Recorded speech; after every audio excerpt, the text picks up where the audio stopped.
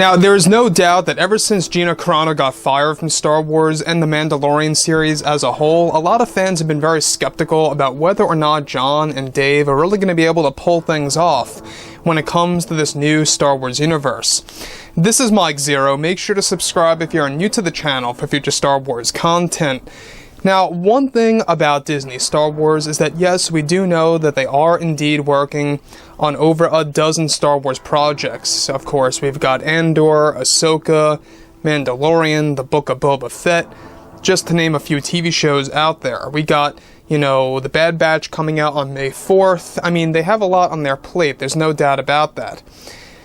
But the thing about everything related to Star Wars as we speak is that we also know that Jon and Dave are pouring their heart and soul to really make Star Wars back to its roots within the vision by George Lucas. That's exactly what they're trying to do when it comes to this new expanded universe.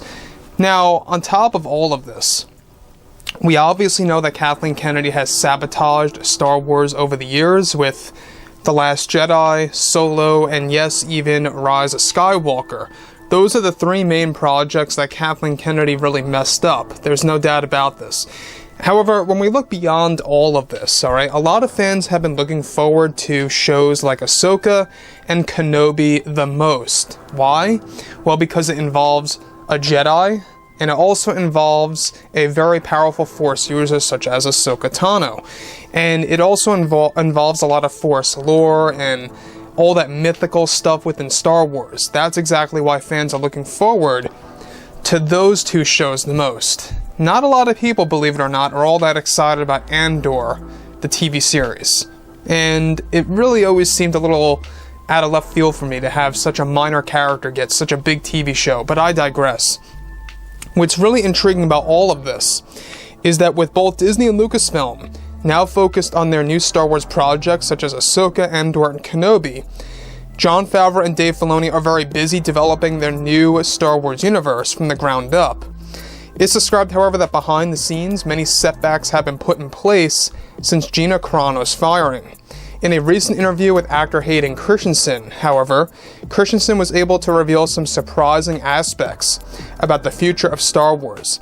When questioned about his involvement in the Kenobi TV series and what's to come for both Anakin Skywalker and Darth Vader in the show, Hayden Christensen stated that it is going to be one heck of a thrill, and that he believes that fans are going to be absolutely stunned and will love it.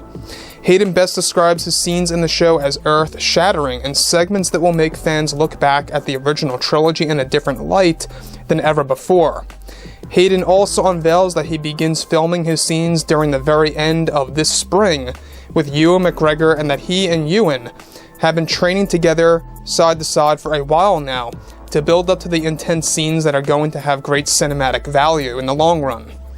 Additionally, separate from all of this, when it involves actress Gina Carano, Carano is set to reveal more about Lucasfilm and Kathleen Kennedy as a leader this April in a brand new interview that was initially planned for the end of March. It's described that behind the scenes during Gina's firing, Kathleen Kennedy had wanted her fired long before the social media posts, given that Gina Carano never really wanted to use Kathleen Kennedy's concepts for the character Cara Dune, and convinced Jon Favreau to not use those ideas from Kathleen Kennedy at all.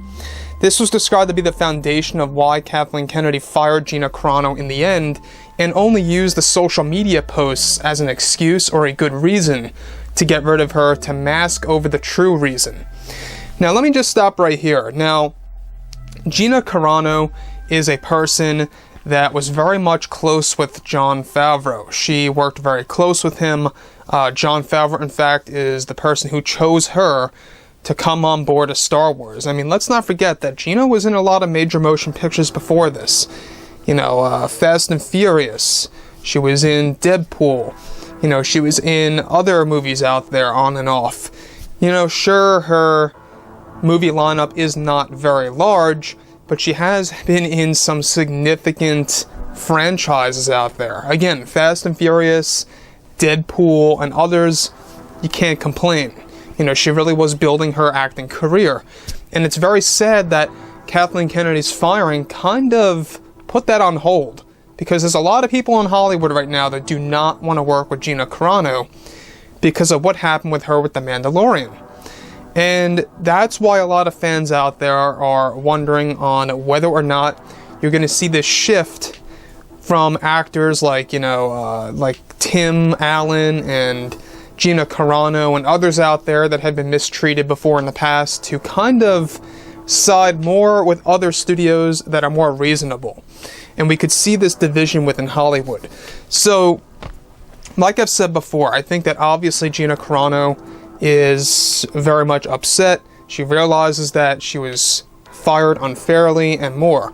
On to Hayden Christensen, however, though, this is very exciting material because I think that what Hayden means when he talks about how it's going to be very earth-shattering and how it's going to make us view the original trilogy in a different way is I believe that this really does root to the famous line by Darth Vader in Star Wars A New Hope, where he says, it's a presence that I have not felt since. We're going to get new meaning to that line of dialogue. There's no doubt about it. That's exactly what they are referring to.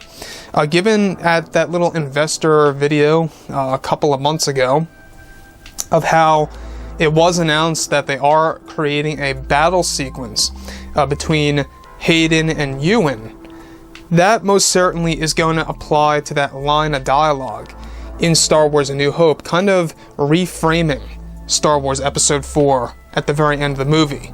The last time that Vader and Kenobi had met could very well have been different than just on Mustafar.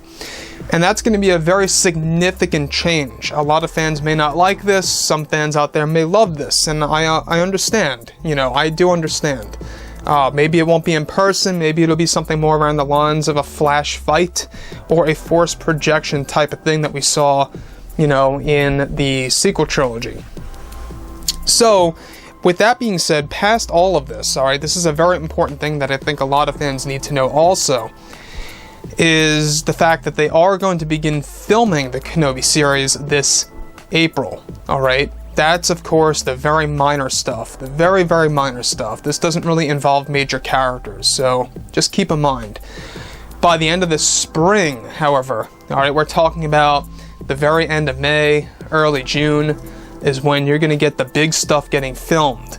We're talking about the Kenobi and Anakin Skywalker, Darth Vader stuff, and everything around that sense. Even Ewan McGregor said that they're also going to begin filming at the very end of spring. Again, that could mean the end of May, it could be the very beginning of June, either or. Here's the very interesting thing, though, is that we have Hayden Christensen coming back as both Anakin and Vader. We know this. We also know that this is going to have more cinematic value, alright, according to Hayden Christensen, which basically means that this TV series is going to have, and it is, we've talked about this, it is confirmed that it is going to have more production value. It's going to have more, funding going into the show. It's going to look more like a movie, to say the least. It's going to have that cinematic feel. They want to match it up to the prequel trilogy look. Make it feel like a true sequel to Episode 3. And that, guys, I think is going to be the big historic moment in Star Wars, and could very well be the project that brings Star Wars finally back on track once and for all. Sure, we got Ahsoka in one episode in Mando. Sure, we got Luke in one episode in Mando. But that, I believe, was not just enough. It was enough to kind of give a little bit of leverage to show fans that Disney is capable. They are capable, if they choose to be capable, of doing something fun and exciting for the fans. But it wasn't enough because it was used in a very short term. Now we're going to see an entire series that's going to cater to the fans. So, unless they're going to really mess that up, it all depends on the Kenobi series. That is the very show that's going to make or break Star Wars. There is no doubt about it, because a lot of fans love Kenobi as much as they love Luke. So, like I've said before in the past, guys, drop a comment below.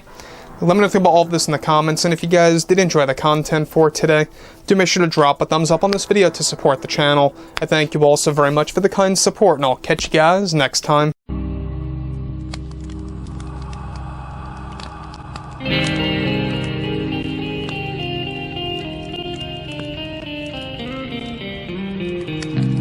Gun in hand, we are alone again. No hiding from in the